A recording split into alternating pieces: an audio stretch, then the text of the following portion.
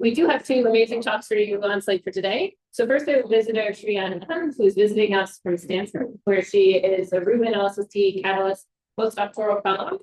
She's an expert on a variety of things related to fast transients, multi-messenger astrophysics, machine learning, and today is going to be talking to us about searching for the processes of our process nucleosynthesis from collapsars. So take it away. Thanks so much, Lydia, for the introduction. I'm glad to be here at KC today. And as Maria said, I'm talking about searches for our process signatures from collapsars. So, every element in the periodic table has an astrophysical origin. And for the longest time, heaviest elements in the periodic table, their astrophysical origin was unknown until a few years ago. These elements had only been theorized but never observed in an astrophysical explosion. But GW 1708-17 and other observations helium associated with neutron star mergers showed us that neutron star mergers contribute to heavy elements in the periodic table. But it is yet unknown whether additional astrophysical sites can also synthesize the various elements in the periodic table. And there have been clues from various studies of our process that provide us constraints in terms of the rate that we would expect to observe in UV. So on the y-axis here, you see the rate in the Milky Way in megayears.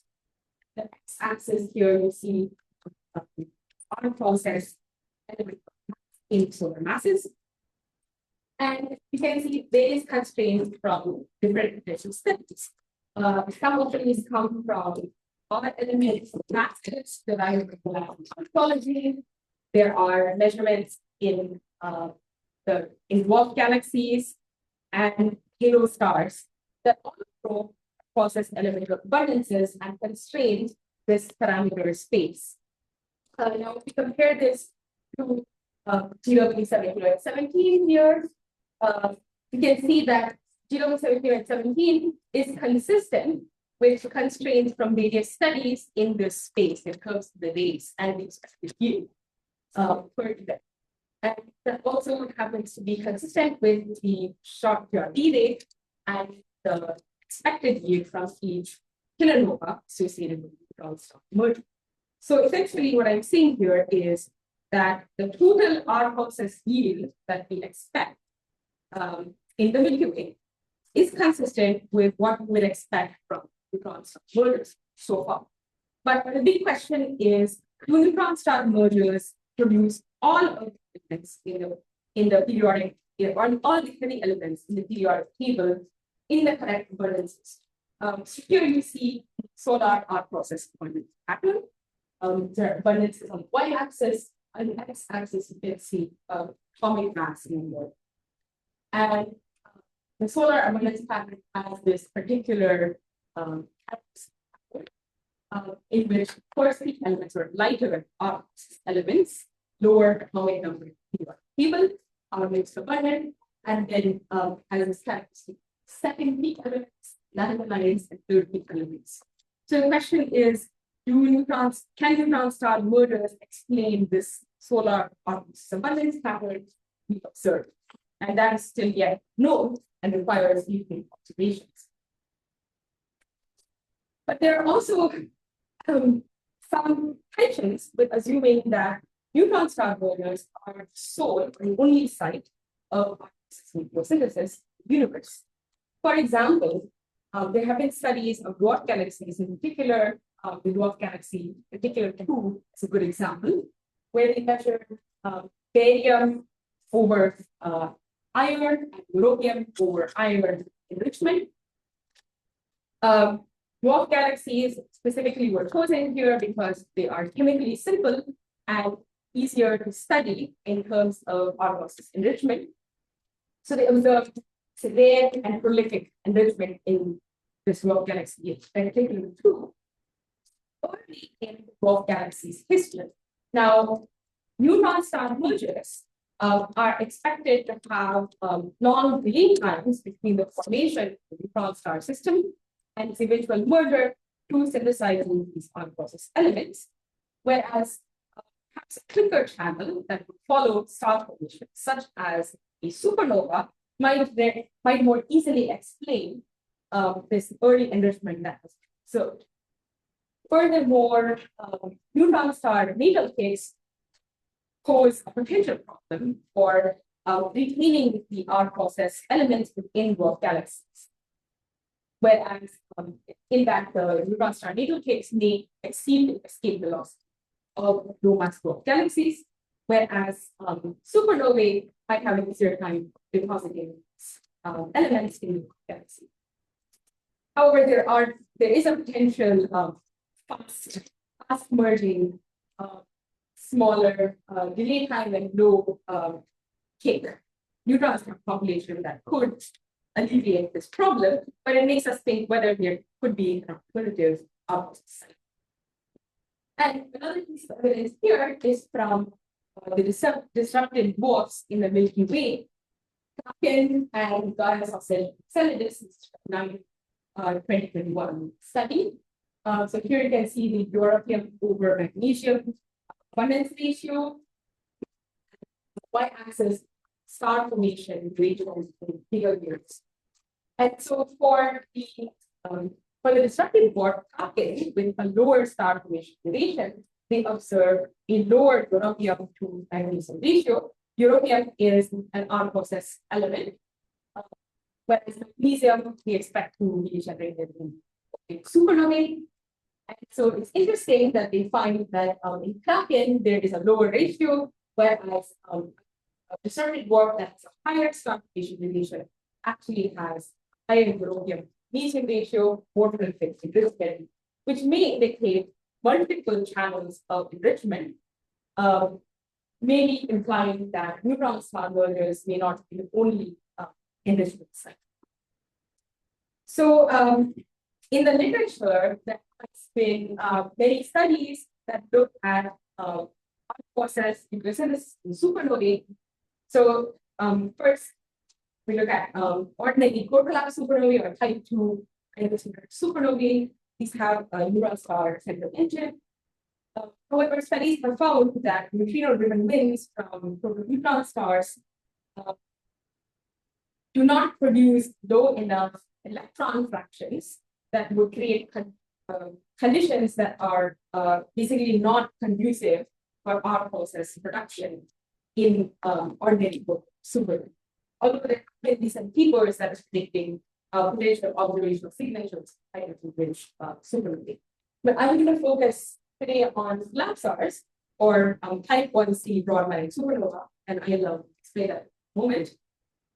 These have a black hole central engine with an accretion disk. These are rapidly rotating black holes that collapse in themselves, form an accretion disk around them, and give rise to this type 1c broadband supernova. So here, the mass loss is driven by neutrino heating in the disk. And the formation of the black hole results in neutrino pooling that can lead to weak interactions that would essentially enable neutron-rich accretion disks that can generate R-process elements in terms of disk ring ejecta. And so it's helpful to look at the neutron star merger scenario along with the collapsar scenario, since there are many similarities between the two. So in the neutron star merger scenario, have two neutron star, one neutron star, and a black hole that would eventually form to a black hole. And surrounding the black hole, there's an accretion disk. The accretion disk gives rise to disk ring ejecta, which is observed as in the form of the radioactive decay of element, which is the kilonova, observable. And then there's also the tidal ejecta component, which provides a second component to the kilonova. So this gives rise to a short gamma ray burst. In the collapsar scenario, you have a single massive gravity rotating black hole surrounding or massive gravity star class black hole forming an accretion disk. So similarly, you get the disk wind ejecta giving rise to our process elements and the launching of a long duration gamma burst accompanying this. And the observable here is the 1C broadband supernova. So here what I mean is 1C, which is supernova that's stripped of hydrogen helium layers. Broad line meaning that these are high velocity ejecta that shows up as broad lines in the spectrum. Okay, so there have been some more detailed models, semi-analytic models for our process production in collapsars that give us more concrete predictions on how we can expect to detect impacts. And so here, as I mentioned, the R process elements are generated in the disk surrounding the central hole. So most of the R process material is expected to be localized towards the core of the supernova, the outer layers of the supernova, comprised of nickel 56 and other elements. And the main parameters that are controlling the R process or R process observables are going to be the amount of R process mass generated, as well as how efficiently the inner R process ejecta is mixed in with the outer layers of supernova. And this controls how soon we might be able to see some signatures. And so as you can see here, we have light curves with different values of different mixing fractions. And I believe these have the same R process mass. So this is absolute magnitude as opposed to time and different bands, broadband light curve.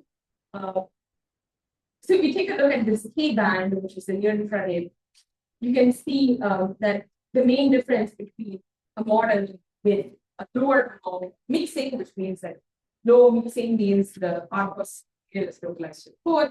High mixing means mixed in with supernova. You can see that you would expect much more prolific reddening in supernova compared to a low scenario. So this is one of the obvious observables. And in addition, a higher ejecta mass also resulted in more prolific reddening.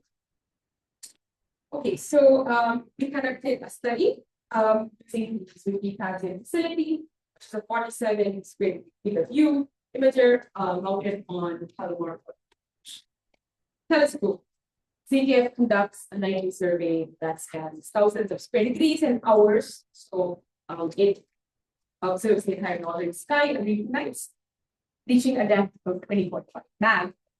And we collected 18 1C broadband supernovae from 2019 to 2021 and conducted systematic near infrared follow-up with the wide infrared camera on the telescope. So in this sample, none of the supernovae were actually found in association with a detected long journey. And we were able to supplement this with 7 additional supernovae found.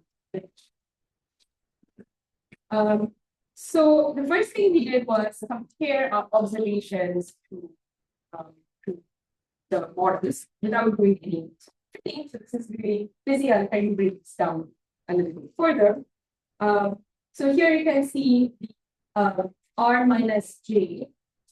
J as the near infrared filter, optical. So we're looking at optical, the difference between optical and near infrared color. Here as a function of time, so the color evolution. The points here correspond to supernovae from the literature, and the black points correspond. The circular points correspond to CDF. So these are all plotted on the same axes.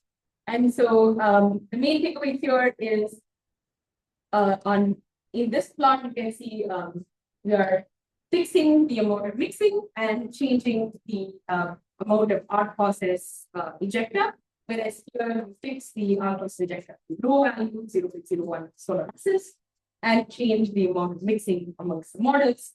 So our observations are roughly consistent with low levels of mixing and all values of art process mass, but it's very difficult to disentangle the model degeneracies to determine the actual art process mass limits without fitting.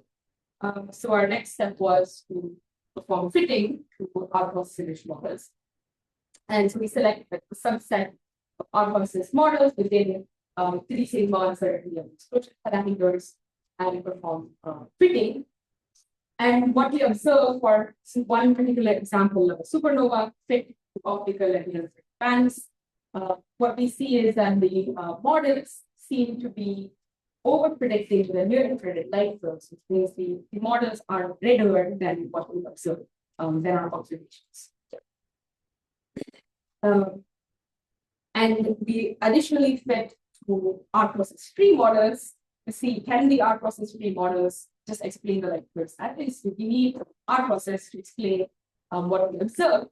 And it turns out that the art process free art light models are actually providing good fit for light flows. So we don't need to invoke art process to explain what we observe.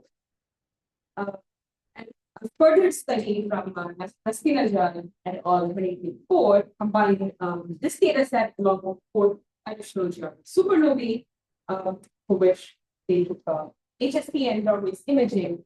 They compared this to a small subset of models. And they were able to show that high mixing in the models are inconsistent with the observations. Of course, the more interesting result would be to be able to say something about the art process mass limits.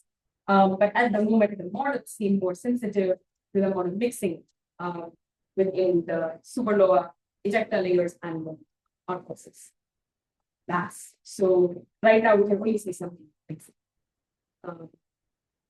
So I'll shift gears a little bit and talk about spectroscopic signatures, which I think will be the next exciting way to go our process and perhaps more smoking gun evidence of heavy element reduction supernovae. So currently, the models are somewhat limited in terms of being able to compare to our observations. So far, this immensely supernova model from Siegel et al. 2019, which is shown here in this painter grayed out spectra, seem quite inconsistent with the observations. They show some prolific reddening in the spectra. We just don't observe this. However, the collapsar miswing models seem to still be potentially consistent. There are limited models available for comparison. Currently, some groups are working on the modeling. But there is a graduate student, there are some efforts going on to look at spectroscopic signatures in collapsars. And one of the approaches led by Natalie Ledara, who's a student at UC Berkeley, who also working and collaborating with who's leading a data-driven. So she is increasing the number of late time spectra of these once-in-a supernovae in order to probe the art process signatures in the nebular phase. So previous to her project, we have about 20 spectra in the literature available, and none that were available in the nebular phase. So her sample is slowly sequence. And finally, I'd like to discuss some ideas for future searches for art process production in collapsars. So high cadence optical surveys will be key in discovering these once-in-a supernovae, but we really want to get late time photograph. And for that, Rubin will provide late time coverage pretty much for free in the south. And so we take advantage of these we can propose for ion facilities in what is known as this AON network, which is the astronomical event observatory network that is closely connected to Rubin and provides automatic scheduling or follow-up observations. This will facilitate perhaps even automated follow-up, or at least more systematic follow-up. This was broadly supernovae. And for we can obtain spectroscopy using facilities in the south, such as Magellan, Gemini South, and of course, Roman on the horizon, which provides exciting prospects for getting systematic real-world follow-up. So I leave my summary here, and thanks much.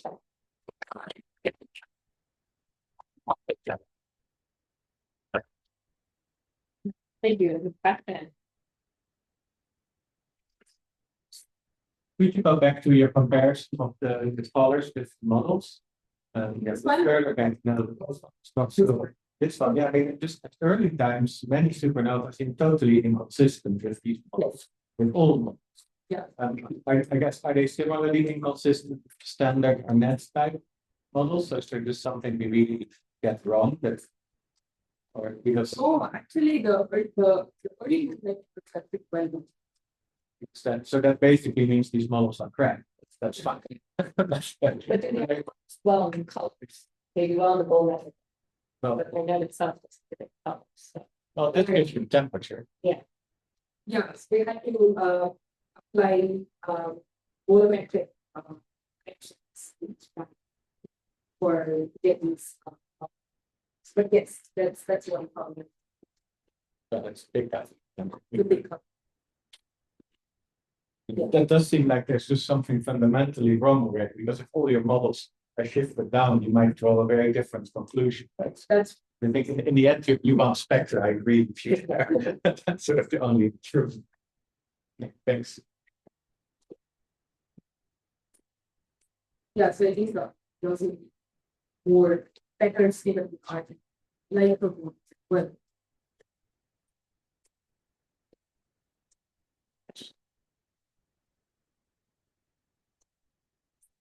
Thank you again. Yeah, it's